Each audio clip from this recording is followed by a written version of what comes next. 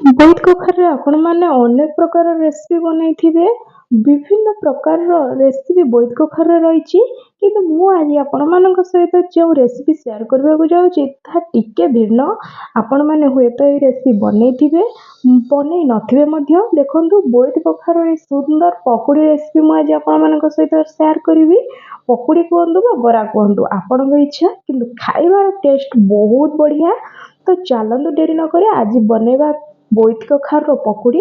ଏଠି ମୁଁ କଢ଼େଇରେ ନେଇଯାଇଛି କିଛି ପାଣି। ଏଠି ବୋଇତ କଖାରୁ ଚୋପା ଛଡ଼େଇ କାଟି ନେଇଛି 2 ଖଣ୍ଡ କରିକି। କିଛି ରସୁଣ କଞ୍ଚା ଲଙ୍କା ନେଇଯାଇଛି। କଢ଼େଇରେ ମୁଁ ଦେଇଛି ବୋଇତ କଖାରୁ ଆଉ ରସୁଣ କଞ୍ଚା ଲଙ୍କାକୁ ଦେଇଦେବା। କଞ୍ଚା ଲଙ୍କାକୁ ଦେଇ ଘୋଡ଼େଇ ଦେବା। ପ୍ରଥମେ ଅଳ୍ପ ଫୁଟିଗଲା ପରେ ତାକୁ 2-3 ଖଣ୍ଡ କରିକି ଆମେ କାଟି ନେବା। ସେଇ ଖଡ଼ିକାରେ କାଟି ନେବେ। ଆପଣ ଚାହିଁବେ ଯଦି ପ୍ରଥମରୁ ଛୋଟ ଛୋଟ କରିକି ବୋଇତ କଖାରୁ କାଟି ନେଇକି ସିଝେଇ ପାରିବେ। ମୁଁ ଏଠି ଏଇ କଢ଼େଇରେ ହିଁ ଛୋଟ ଛୋଟ କରି ପିସ୍ କରିନେଲି। ଘୋଡ଼ଣୀ ଲଗେଇଦେବା। ଘୋଡ଼ଣୀ ଲଗେଇ ସିଝିବାକୁ ଛାଡ଼ିଦେବା। ଦେଖନ୍ତୁ କେତେ ସୁନ୍ଦର ଆମର ବୋଇତ କଖାରୁ ଗୁଡ଼ା ସିଝିଗଲାଣି। ମୁଁ ଏବେ ଗୋଟେ ଜାଗାକୁ କାଢ଼ି ନେବି। ଦେଖନ୍ତୁ, ପ୍ରଥମେ ମୁଁ ବୋଇତ କଖାରୁ ଗୁଡ଼ାକୁ ସବୁ କାଢ଼ି ନେଉଛି। ରସୁଣ ଗୁଡ଼ା ଦେଖନ୍ତୁ କେତେ ସୁନ୍ଦର ସିଝି ଯାଇଛି। ରସୁଣ କଞ୍ଚା ଲଙ୍କା ଆମେ ସବୁକୁ ଭଲ କିନି ସିଝେଇ ଦେଇଛନ୍ତି। ଏବେ କାଢ଼ି ନେବା ଗୋଟେ ଜାଗାକୁ। ଦେଖନ୍ତୁ, ମୁଁ ସବୁ କାଢ଼ି ନେଇଛି। ଏଇଠି ଗୋଟେ ମୁଁ କଣ୍ଟା ଚାମଚ ସାହାଯ୍ୟରେ ଭଲ କିନି ମ୍ୟାସ୍ କରିନେବି। ଆପଣମାନେ ଚାହିଁବେ ଯଦି ତାକୁ ହାତରେ ବି ଭଲ କିନି ମ୍ୟାସ୍ କରିପାରିବେ, କାରଣ ଏଠି ଗରମ ଅଛି ବୋଲି ମୁଁ ଏ କଣ୍ଟା ଚାମଚରେ ମ୍ୟାସ୍ କରିନେଉଛି। କଞ୍ଚା ଲଙ୍କା ରସୁଣ ମଧ୍ୟ କେତେ ସୁନ୍ଦର ଦେଖନ୍ତୁ ମ୍ୟାସ୍ ହେଇଯାଉଛି। ଭଲ କିନି ମ୍ୟାସ୍ କରିସାରିଲା ପରେ ସେଥିରେ ଦେଇଦେବା ସ୍ୱାଦ ଅନୁସାରେ ଲୁଣ, କିଛି ହଳଦୀ ଗୁଣ୍ଡ। ଏଠି ମୁଁ ନେଇଯାଇଛି ଲଙ୍କାଗୁଣ୍ଡ। ଲଙ୍କାଗୁଣ୍ଡ ଆପଣ କମ୍ ବେଶୀ ଆପଣଙ୍କର ଟେଷ୍ଟ ଅନୁସାରେ କରିପାରନ୍ତି। ଏଠି କିଛି ପୁରା ଏକଦମ ଛୋଟ ଛୋଟ କୁଚି କରି କାଟିକି ରଖିଥିବା ପିଆଜକୁ ଦେଇଦେଇଛି। ପିଆଜକୁ ଦେଇକି ମୁଁ ତାକୁ ଭଲ କିନି ଗୋଳେଇ ନେଇଛି। ଗୋଳେଇ ସାରିଲା ପରେ ଏଠି ମୁଁ ଦେଇଦେଇଛି 2 ଚାମଚ ବେସନର ଗୁଣ୍ଡ।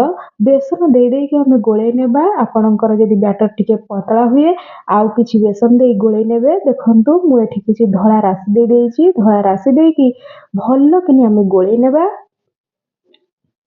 ଦେଖନ୍ତୁ, ଧଳା ରାଶି ନେଇକି ଭଲ କିନି ମୁଁ ଗୋଳେଇ ନେଇଛି। ଏଠି କଢ଼େଇରେ ଦେଇଦେଇଛି ମୁଁ କିଛି ସୋରିଷ ତେଲ। ଆପଣମାନେ ରିଫାଇନ ତେଲରେ ମଧ୍ୟ ଭାଜି ପାରନ୍ତି। ତେଲ ଆମର ବଢ଼ିଆ ସେ ଗରମ ହେଇଗଲାଣି। ମୁଁ ଏଠି ଛୋଟ ଛୋଟ ପକୁଡ଼ି ଆକାରରେ ଦେଇଦେଇଛି ବ୍ୟାଟର ଗୁଡ଼ିକୁ। ଦେଖନ୍ତୁ, କେତେ ସୁନ୍ଦର ଭାବରେ ଛୋଟ ଛୋଟ ଆକାରରେ ମୁଁ ଏଠି ଦେଇଦେଇଛି। ଦେଖନ୍ତୁ, ଗୋଟେ ପଟ ବଢ଼ିଆ ସେ ଲାଲ ହେଇଗଲାଣି। ମୁଁ ତାକୁ ନଉଟେଇ ଦେଉଛି। ସବୁ ବଡ଼ା ଗୁଡ଼ାକୁ ପୁରା ଏକଦମ ହାଲକା ହାତରେ ତାକୁ ଏପଟ ସେପଟ କରି ନେବା। ଦେଖନ୍ତୁ, ବଢ଼ିଆ ସେ ଏପଟ ସେପଟ କରିକି ମୁଁ ଲାଲ କରିକି ବଢ଼ିଆ ସେ ତାକୁ ଭାଜି ଦେଇଛି। ଦେଖନ୍ତୁ କେତେ ସୁନ୍ଦର ଦେଖାଯାଉଛି। ମୁଁ ଏବେ ତାକୁ ଭଲ କିନି ତେଲରୁ ବାହାର କରିନେବା। ବରା ଗୁଡ଼ା ଆମର ବଢ଼ିଆ ସେ ହେଇଯାଇଛି। ଦେଖନ୍ତୁ, ମୁଁ ଏବେ ଗୋଟେ ପ୍ଲେଟକୁ କାଢ଼ି ନେଉଛି। ସେମ୍ ପ୍ରୋସେସରେ ରଖିଥିବା ଆଉ ବ୍ୟାଟର ସବୁକୁ ମୁଁ କଢ଼େଇରେ ଦେଇଦେବି।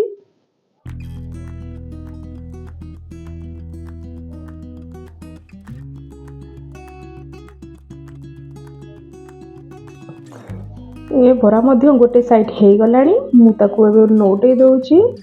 ନଉଟେଇ ଦେଇକି ଏକଦମ ସେମ୍ ପ୍ରୋସେସରେ ଏକଦମ ଲାଲ ଲାଲ ହେଲା ପର୍ଯ୍ୟନ୍ତ ଭଲ କିନି ତାକୁ ଭାଜିବା।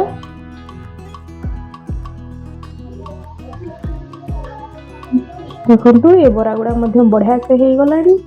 ଆକୁ ଏବେ ମୁଁ କାଢ଼ି ନେଉଛି ଗୋଟେ ଜାଗାକୁ।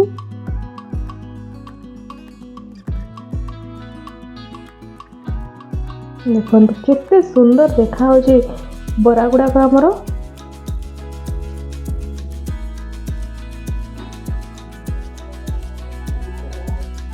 ମୋର ସବୁ ବରା ଗୁଡ଼ା ଭଜା ହେଇଗଲାଣି। ଦେଖନ୍ତୁ, ବୋଇତ କଖାରୁର ପକୁଡ଼ି ବା ବରା ଏକଦମ ରେଡି। ଗରମ ଭାତ ସହିତ ଏ ବରା ଖାଇବାକୁ ବହୁତ ଭଲ ଲାଗେ। ଆପଣମାନେ ସେମିତି ମଧ୍ୟ ଖାଲି ପାଟିରେ ଖାଇପାରିବେ। ବହୁତ ବଢ଼ିଆ ଟେଷ୍ଟ ଆସେ। ଆଉ ଆପଣମାନେ ଥରେ ନିଶ୍ଚୟ ଟ୍ରାଏ କରିବେ ବୋଲି ମୋର ଆଶା। ଭିଡ଼ିଓରେ ତ ଆପଣ ଦେଖିପାରିଲେ ବୋଇତ କଖାରୁର ବରା ବା ପକୁଡ଼ି ବନେଇବାର ପ୍ରୋସେସ କେତେ ସହଜ। ତ ନିଶ୍ଚୟ ଥରେ ଟ୍ରାଏ କରିବେ।